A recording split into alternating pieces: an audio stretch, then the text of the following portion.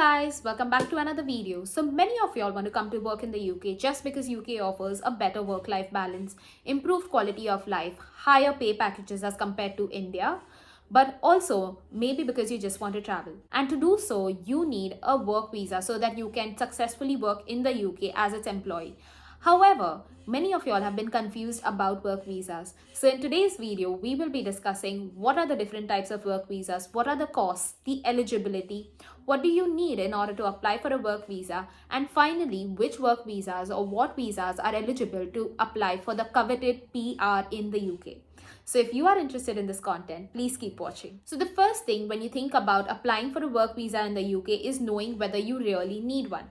Now, since UK has moved out from the European nations following the Brexit, most nationalities would need a work visa. For example, I am from India and I definitely need a work visa to work in the UK as a physiotherapist. But that being said, some nationalities are exempt. And if you want to know more about it, I'm just going to leave the link in the description box below for a PDF that states which nationalities need a work visa to work in the UK. Now, that being said, when can you apply for your work visa? So you can apply for your work visa 3 months before your starting date. So you got that right. Now, when you receive a certificate of sponsorship or the course from your particular employer, it would clearly mention your starting date. For example, I have received a course from my employer and it states that my starting date is 4 months from now. That means that I cannot apply for my work visa immediately, but I would have to wait 1 month. And once that month is completed and there are 3 months left for my start date, that's when I can go ahead and apply for the work visa.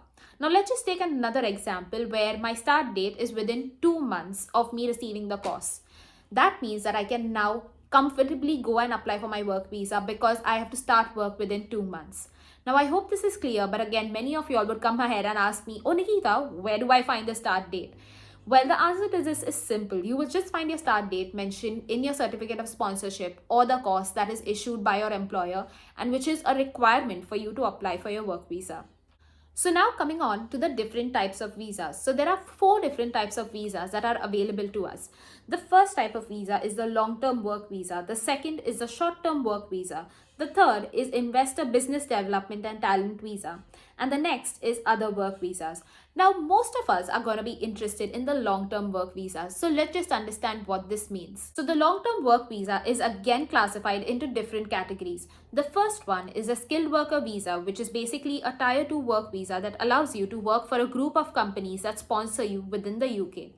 The second one is the health and care worker visa, which is for healthcare professionals working within the NHS or NHS supplied companies. And most of us can try to apply for this particular visa, especially if we are working in the medical stream. The next is intra-company visa, which is transfer to a UK branch of your company.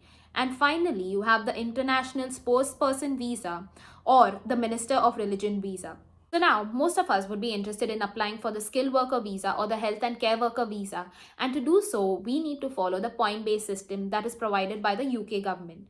Now, according to the point-based system, each of us would need to have a minimum of 70 points in order to apply for this particular visa route. In order to get those 70 points, you need to have a valid course, that is your certificate of sponsorship, which enables you to apply for a visa within 3 months of your start date. You should also have a job that is listed on the list of eligible occupations, and find a link in the description box below for all of the occupations that are listed within the UK. Next, you need to have a minimum salary or a minimum eligible salary. Now, this can be a minimum of £25,600 per year or £10.10 per hour, or the going rate for the type of work that you will be doing. So whichever is the highest of these 3 options would be the minimum eligible salary for your particular job type. Now, other than this, you would also need a suitable English language test, which could be your IELTS, TOEFL, or the UK NARIC or ICTIS certificate, which is a certificate issued by the UK government that shows that your education levels meet the present UK standards. Now, if you have applied for your HCPC and have submitted English language requirements along with that, you can obviously submit the same documents over here. Now, another point to remember is that if your occupation is on the shortage occupation list, you do not need to meet the minimum threshold of salary requirements. That is, you can apply for your work visa even if you do not meet the minimum requirement of £25,600 per year. Now, if you are concerned about where do you find these jobs and what jobs are you eligible to apply for, Please do not forget to check out the link for all of the videos that I've made on this particular topic that I'm going to leave right now above. But moving straight ahead, let's just discuss a little more about the point-based system. So like I've explained before, the point-based system, you need to have a minimum of 70 points in order to be eligible to apply for the skilled worker visa or the health and care worker visa. Now, in order to apply under the point-based system, you are typically offered points under some characteristics which are mandatory or tradable. Now, let's just understand a little more about this in detail. So when we talk about mandatory characteristics, the first and the most important thing that can offer you points is that you have a job offer from an approved sponsor, and that provides you with 20 points. Now, if you are confused about which of these companies are approved sponsors in the UK, I'm just going to leave a link for that in the description box below. The second most important thing is that you have a skill level, that is jobs for more than 12th standard level or above provide you with 20 points. And finally, like I mentioned before, you need to have the specified English language requirements, and this would give you 10 points. So as you can see, if you've met all of the mandatory requirements, you would already get 50 points by meeting them. Coming down to the last 20 points that you would need in order to apply for your skilled worker or the health and care worker visa. And those come from tradable characteristics. So let's see what those are. Now, if you have a salary of 20,480 to 23,039 or at least 80% of the standard going rate for the profession, you would be eligible for 0 points.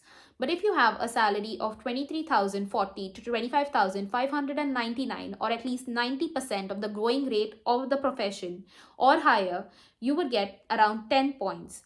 And if you have a salary of 25,600 or above, or the going rate for the profession, whichever is higher, you would get another 20 points, which would be added to the initial 50 points of the mandatory requirement. Other than this, if your job is on the shortage occupation list, you would be receiving another 20 points, and most of the healthcare professionals are right now on the shortage occupation list. So if you are confused about whether your occupation is on the shortage occupation list, I'm just going to leave the link for that in the description box below. But if you have a PhD in a relevant subject that is with your job, you would get another 10 points. And finally, if you have a PhD in a STEM subject that is relevant to your particular job, you would get another 20 points. Now, including all of the tradable and the mandatory points, if you meet the minimum requirement of 70, you are eligible to apply for the skilled worker or the health and care worker visa. So let's just take an example of, suppose, I am an occupational therapist who's working in the NHS at a band 5 level, and I've come from India. Now, just because I have a job sponsor from an approved NHS trust, I would get the first 20 points. Because I have demonstrated my ability to speak English via the English language requirements, I would get another 10 points. That makes it a total of 30.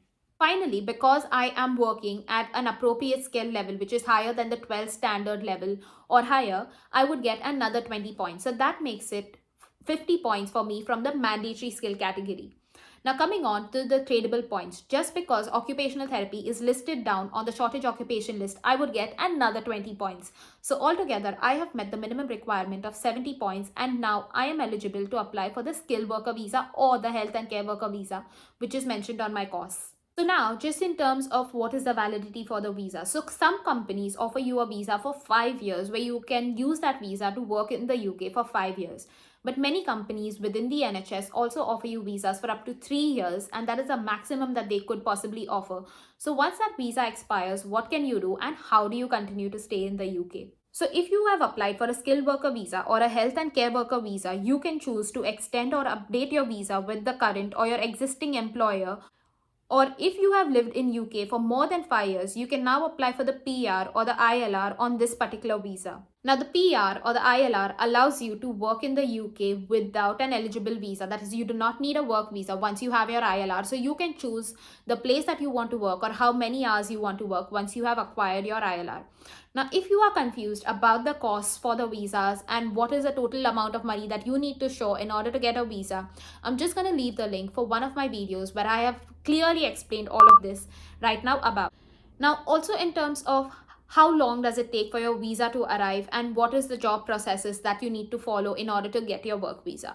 Now, if you have not already watched my video, I'd highly recommend that you watch my video related to how long it takes for you to get your visa and start working in the UK once you have received confirmation that you've gotten your job. And I'm going to leave the link for it right now above. But just in terms of processing times within the UK for visas, we all know that right now it's taking much longer as compared to before. And I've made a video on it previously that I'm going to leave the link for above. So if you are concerned about getting your work visa and you want it immediately or you want it urgently, I would highly recommend that you go ahead and apply for the priority service.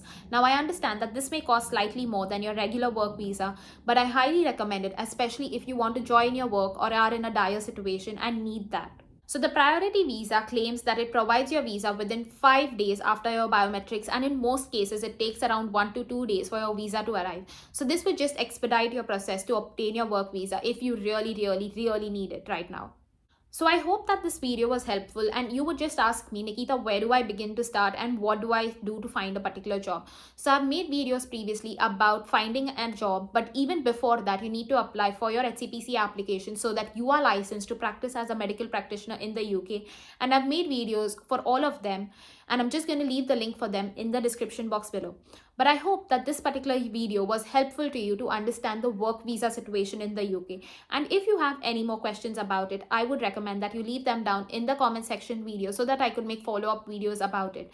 But if you like this video, please do not forget to give me a big thumbs up and subscribe to my channel just so that this video is spread to more community users of YouTube out there. But that's it, you guys. Thank you so much for watching. Take care, you all. Bye-bye.